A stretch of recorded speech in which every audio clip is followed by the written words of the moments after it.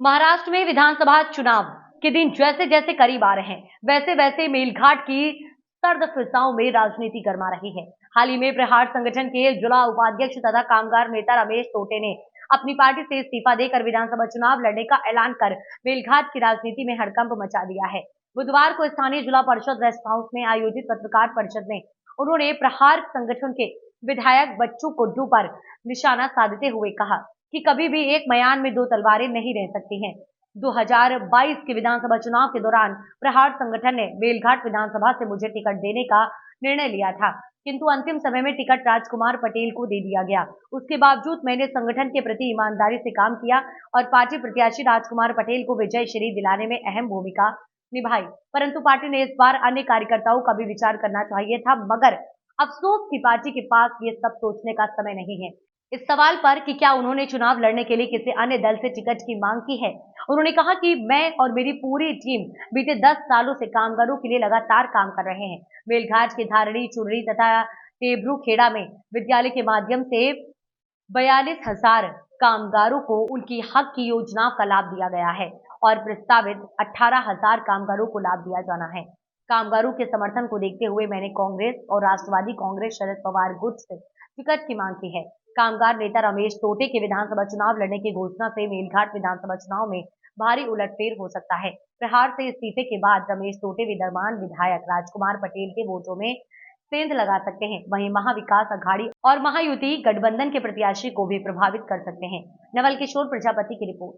विश्वास में लेकर सभी कामगार, किसानों को, मजदूरों को आने वाले समय में जो विधानसभा है और विधानसभा की जो रणनीति है, क्योंकि अभी तो मैं निर्दलीय हूँ, मैं कोई पार्टी का व्यक्ति नहीं हूँ और मुझे चुनाव लड़ना है ये तो तय है, लेकिन चुनाव मैं अकेला नहीं लड़ सकता। मेरे जो 20-30 हजार कामगार हैं, इनको ही अपन ने वहाँ उपस्थित बुलाया और उनके समक्ष में ये विषय रखा जाएगा 21 तारीख को कि अपन को आने वाले समय में चुनाव लड़ना है कि नहीं लड़ना, और उनके जो भी हमारा ठहराव होगा एक मत से सभी कामगारों का, ये रमेश भैया उन्होंने जब कहा कि हमको आपको चुनाव लड़ना है तो वो तय है। भी वो बोलते भी आखिरी दम तक हम पार्टी ने टिकट दे ना दे इसकी कोई परवाह नहीं। कामगारों ने जब बोल दिया कि हम पैसे भी देते और वोट भी देते,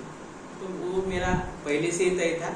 और अभी इसलिए पत्रकार परिषद में बता रहा है कि विधानसभा चुनाव को लेकर जो भी बाकी की रणनीति शुरू है, जो भी अदर पक्ष है, अभी मैंने कांग्रेस में भी फॉर्म भरा है, उसकी अभी परसों के दिन इंटरव्यू हुई, उसमें अगर टिकट मिलती है तो अच्छी बात है।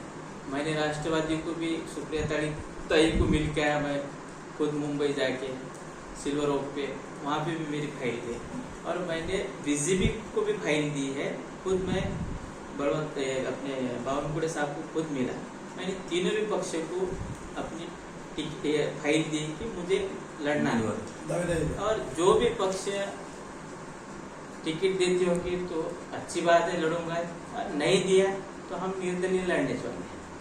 और जैसा आप निर्दलीय बोल रहे हैं कि पार्टी आपने प्रहार का नाम नहीं लिया, जबकि प्रहार के उपजिला प्रमुख थे और अभी हमारे को ऐसा नहीं मालूम नहीं पड़ा कि आपने उससे इस्तीफा दिए या आपको किसी ने निष्कासित किया, तो इसमें क्या समझेंगे? प्रहार पक्ष में मैं 20 साल से हूँ, ऐसा नहीं है कि नहीं हो करके, और उन्हीं के मतलब छत्र छाया में रहकर अभी तक अपने काम किया। लेकिन प्रहार में ऑलरेडी एक आमदार है और एक विधायक होने के बाद में मुझे उसको मराठी में माना है कि एक मैन में दो तलवार नहीं रह सकते।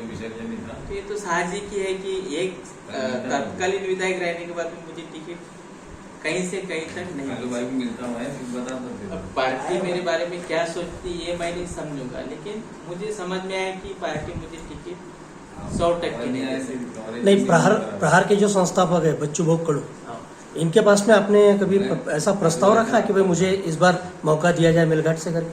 मैंने इसके पहले एक बार नहीं 2 बार बोला मुझे विधानसभा लड़नी है, लेकिन उनका एक ही कहना है कि अभी अपने पास राजकुमार पटेल आमदार है, वो रहने के बाद में हम डायरेक्ट तुमको नहीं बोल सकते कि तुमको आगे की टिकट चाहिए।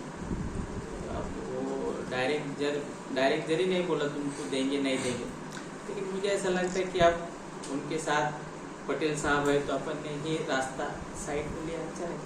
तो ऐसा मान लिया जाए कि इसी बात से नाराज होकर आपने प्रहार पक्ष छोड़ दिया? नहीं, मैं प्रहार से नाराज नहीं हूँ, मैं बच्चों से भी नाराज नहीं नहीं, हूँ। जब प्रहार जब टिकट अपने को नहीं दे रहे और आप राजीनामा दे रहे तो इसका मैसेज ये जाता है कि आप पक्ष से नाराज हो।